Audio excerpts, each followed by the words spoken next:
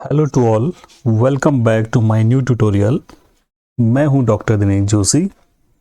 आज हम बात करने जा रहे हैं डेप्रिसिएशन में। डेप्रिसिएशन के बारे में हम जानेंगे। ये पार्ट फर्स्ट है जो कि फाइनेंशियल अकाउंटिंग के ही अंदर आता है। इसमें डिटेल वाइज हम जानेंगे कि डेप्रिसिएशन होता क्या है। So one by one depreciation बात करते हैं। सबसे पहले हम बात करेंगे उसकी डेफिनेशन के बारे में। डेप्रिसिएशन में डेप्रिसिएशन एक्चुअली है क्या, इसके बारे में बात करते हैं। ये कहता है कि भाई depreciation is fall in the value of tangible fixed assets. ये बहुत बार पूछा जाता है कि डेप्रिसिएशन एक्चुअली किन किन चीज़ों में होता है। ये बहुत इम्पोर्टेंट है एग्जाम के पॉइंट ऑफ व्यू से, कि कई बार इंटरव्यू में पूछ लेते हैं कि डेप्रिसिएशन में एक्चुअली किस चीज़ में होता है। तो इंटेंजिबल और टेंजिबल एसेट में आपको पहले से पता होना चाहिए कि क्या डिफरेंस है। तो ये जो कह रहे हैं कि fall in the value of tangible assets, tangible fixed assets. अब एक चीज़ याद रखना है, इसमें करंट एसेट्स की कोई बात नहीं थी, फिक्स एसेट के बारे में बात हो रही है। ये सबसे इम्पोर्टेंट। और फिक्स एसेट क्या होती है आपको सबको पता है।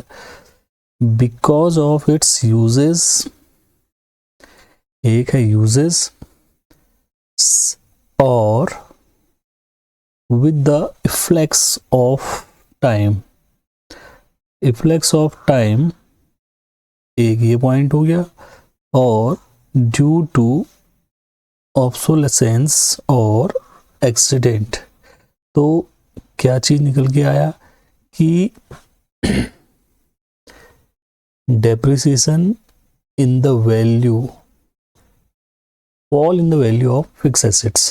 अब फिक्स एसेट हमको पता होनी चाहिए, जो हमने पहले बात कर ली है। अब फिक्स एसेट में क्या क्या चीज़ें आएंगी हमको पहले से पता है, या आपको सबको पता होना चाहिए कि जिसके लॉन्ग टर्म बेनिफिट्स हैं। इसमें करंट एसेट से लेकर कोई बात नहीं है। Fall the value of tangible assets, fix assets, tangible fixed asset. First thing ये याद रखना है, बिकॉज ऑफ इट्स यूज, एक ही याद रखना है।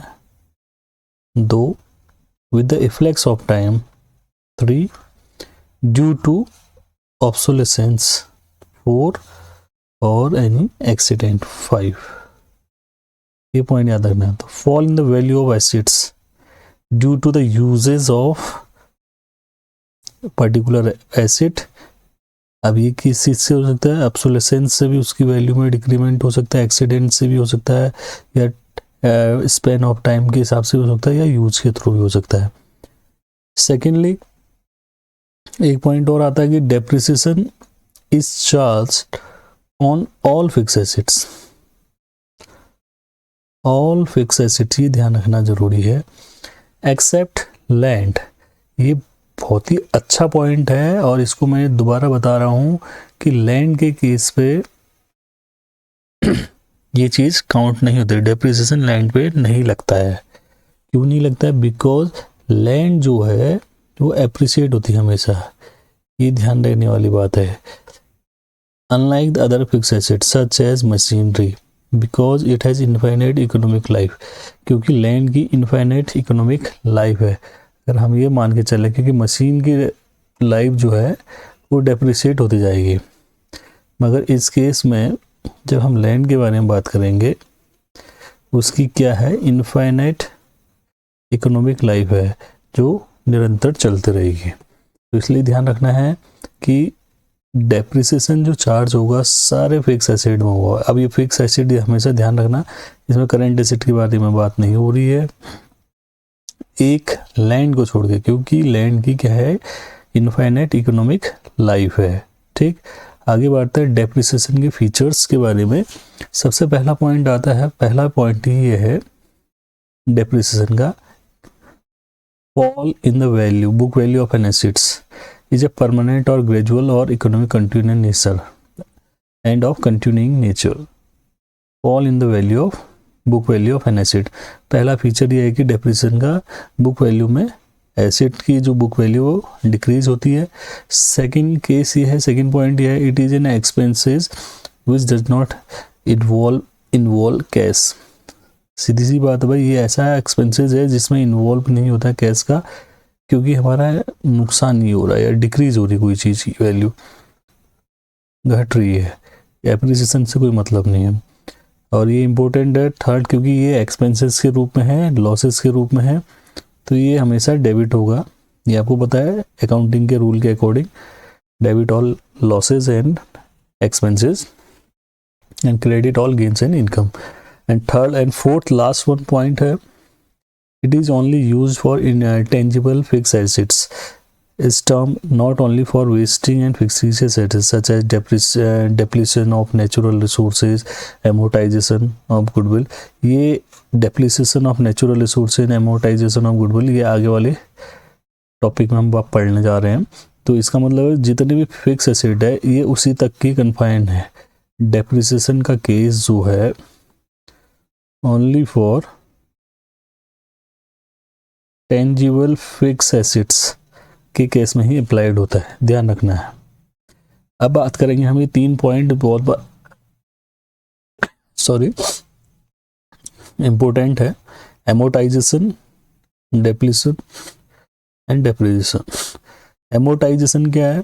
Gradual and systematic writing of, gradual and systematic writing of intangible assets. ये ध्यान रखना बहुत ज़रूरी है, इसमें इंटेंजिबल एसेट्स ही आती हैं, इंटेंजिबल एसेट्स आती हैं over it's estimated useful life. जैसे अगर हम बात करें इंटेंजिबल एसेट्स में, आपको पता है हमने पहले भी डिस्कस कर चुके हैं, पेटेंट है, गुडविल है, कॉपीराइट है, एक्सेट्रा, ये सब इसी कैटेगरी में आती है। अब डेप्रिसिएशन के बारे में बात करेंगे तो it is measure of exhaustion of wasting of assets such as extraction of material from quarry, mine, etc। ये मेनली नेचुरल थिंग्स के ऊपर, नेचुरल रिसोर्सेज के ऊपर ज़्यादा मेन फोकस होता है इसमें। लाइक स्टोन क्वेरीज हो सकती हैं, कोल की क्वेरी हो सकती है, लाइमस्टोन की क्वेरी हो सकती है।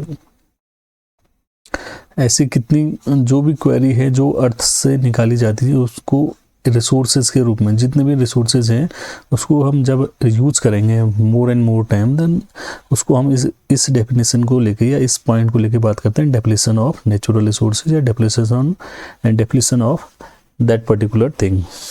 और लास्ट फाइनल पॉइंट है डेप्रिसिएशन। डेप्रिसिएशन हमने अभी बात कर ली है, graduation permanent and continuing and gradual fall in the value of asset. Asset की वैल्यू में ग्रेजुअल फॉल, लगातार फॉल आना, उसके कई रीजन हो सकते हैं, वो आगे बात करते जाएंगे हम, जिसमें हम कॉजेस के बारे में बात करेंगे। कॉजेस के बारे में बात करेंगे, डेप्रिसिएशन के कई कॉज हो सकते हैं, जिसमें सबसे फॉरमोस्ट है एक्सीडेंट। डेप्रिसिएशन किसी पर्टिकुलर थिंग का एक्सीडेंटली भी हो सकता है, वो ख़राब हो गया, टूट गया, तो उसकी वैल्यू वैसे डाउन हो जाएगी। Then obsolescence, that is outdated भी कह सकते हैं, या नॉट इन ट्रेंड भी कह सकते हैं, जो उतना नॉट इन फैशन भी कह सकते हैं। Then continuous progression of time, लगातार यूज करने से उसकी यूजेबिलिटी प्रोग्रेशन ऑफ टाइम के साथ साथ घट जाती है। एंड यूज ऑफ एसिड, और पर्टिकुलर एसिड के बारे में बात करेंगे तो उसको यूज जितना करते जाएंगे उसकी वैल्यू डिक्रीज होती जाती है। 4 कारण हो गए, accident, obsolescence, continuous progression of time and use of asset. Then आगे बात करेंगे objective for providing depreciation. Depreciation provide करने क्यों ऑब्जेक्टिव है भाई, ये बहुत इंपॉर्टेंटली है कि भाई कई बार पूछा जाता है कि डेप्रिसिएशन प्रोवाइड क्यों किया जाता है या डेप्रिसिएशन क्यों लगाया जाता है। तो सबसे पहली बात है कि हमें डिटरमाइन करना है कि कॉस्ट ऑफ प्रोडक्शन क्या रहेगी। अगर कॉस्ट ऑफ प्रोडक्शन में हम डेप्रिसिएशन हटाएंगे नहीं तो कॉस्टिंग नहीं कर सकते हैं। खासकर कॉस्ट अकाउंटिंग के स्टूडेंट इस चीज़ को फोकस करते हैं पक्का, और ये ICWA में भी बताया जाता है। Secondly, to provide fund for replacement. अगर किसी पर्टिकुलर मशीन या फिक्स एसेट के बारे में बात करेंगे, तो उसमें अगर रिप्लेसमेंट होना है किसी चीज़ का, पर्टिकुलर फंड का रिप्लेसमेंट कितना करना है, क्योंकि डेप्रिसिएशन हटाने के बाद ही एक्चुअल कॉस्ट पता चल पाएगी, देन उसी के बाद ही हम कोई रिप्लेसमेंट कर सकते हैं या कोई फंड को प्रोवाइड कर सकते हैं। Then next point, to comply with the legal provision in accounting के लीगल प्रोविजन को भी फॉलो करना पड़ता है। अगर ये फॉलो नहीं करेंगे तो हम इलीगल फाउंडेशन अकाउंटिंग का फॉलो अप नहीं करेंगे तो दिक्कत आ जाएगी, क्योंकि अकाउंटिंग में विदाउट कोई भी अकाउंट बना रहे हैं, खासकर एसेट्स का, उसका डेप्रिसिएशन लगना ही लगना है, ये हमें मान के चलना है। अकाउंटिंग प्रिंसिपल्स को फॉलो तो करना ही पड़ेगा। देन उसके बाद है next point, to show their fair and real value of financial position. अब फेयर एंड रियल वैल्यू अगर आपको गेट करनी है किसी पर्टिकुलर एसेट की या फाइनेंशियल पोजीशन गेट करनी है, तो डेप्रिसिएशन को हमको हटाना ही पड़ेगा। किस में से? फिक्स एसेट्स में से। ये डेप्रिसिएशन की बात हो रही है, ये ध्यान रखना। To determine the correct profit and loss है। करेक्ट प्रॉफिट एंड लॉस निकालने के लिए डेप्रिसिएशन को हमने रिड्यूस ही करना पड़ेगा। आपने देखा होगा रिवॉल्यूशन अकाउंट बनाई है, रिकंस्ट्रक्शन अकाउंट बनाए, या किसी पर्टिकुलर एसेट का मशीनरी है या मोटर कार इंश्योरेंस है, मोटर कार अकाउंट बनाए या ट्रक अकाउंट का बनाए, जो भी फिक्स एसेट का अकाउंट बनाएंगे उसमें प्रॉफिट एंड लॉस को असरटेन करने के लिए या किसी कंपनी का प्रॉफिट एंड लॉस असरटेन करने के लिए हमें सारी डेप्रिसिएशन को हटाने पड़ेंगे। अब इसके आगे बात करते हैं कि भाई फैक्टर्स कौन कौन से हैं जो इसका बेस बनाते हैं। एक तो है डेप्रिसिएशन का फैक्टर जो बेस करते हैं डेप्रिसिएशन प्रोवाइड करने के लिए, कि भाई उसकी साल्वेज वैल्यू क्या है, SV salvage value first thing, जिसे हम कह सकते हैं एस्टिमेटेड रेसिडुअल वैल्यू भी बोलते हैं।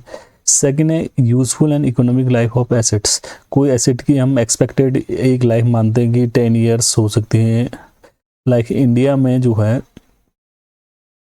इन केस ऑफ कार, तो 4 व्हीलर की बात कर रहे हैं हम, 4 व्हीलर की बात करेंगे तो उसमें एक्सपेक्टेड एज वो है 15 ईयर्स मान रखी है, मेनली फॉर पर्सनल पर्पसेस के लिए अगर यूज़ कर रहे हैं। अगर कोई कॉमर्शियल यूज़ के लिए कर रहे हैं तो वो 10 ईयर्स के लिए है। ये ध्यान रखने वाली बात है। एक चीज़ और आती है कि भाई historical cost of an assets. अब हिस्टोरिकल कॉस्ट कैसे एसेटेन होगी? That is purchase price plus freight plus installation cost. ये आपको अगर हिस्टोरिकल कॉस्ट के बेस से ही हम डेप्रिसिएशन भी निकालेंगे। ये कैसे निकालेंगे इसको जानने के लिए मैं सेकंड पार्ट लाने जा रहा हूँ। अब शॉर्टली ही हम सेकंड पार्ट डालेंगे जिसमें हम इसके न्यूमेरिकल बेस और इसके आगे के कंटिन्यू पार्ट पढ़ने जाएंगे। तब तक के लिए थैंक यू।